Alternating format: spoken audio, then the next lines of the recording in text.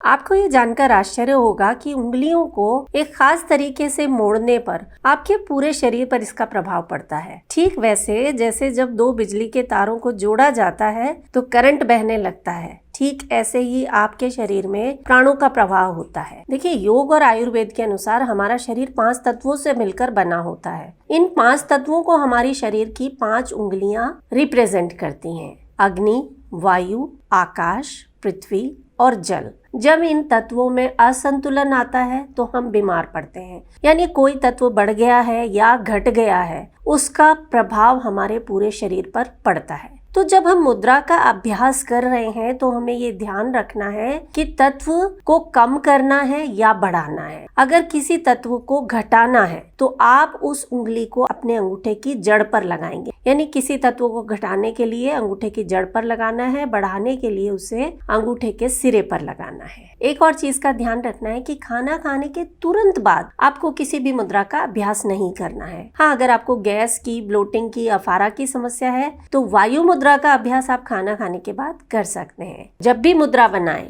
एक जगह बैठकर बनाएं, आंखें बंद करके पूरा ध्यान मुद्रा पर और अपनी सांसों पर लगा कर रखें और फिर मुद्रा की प्रैक्टिस करें। चाहे कोई भी मुद्रा आप कर रहे हैं, इसका असर जो है ना वो 10 गुना ना बढ़ जाए तो मुझे बताइएगा।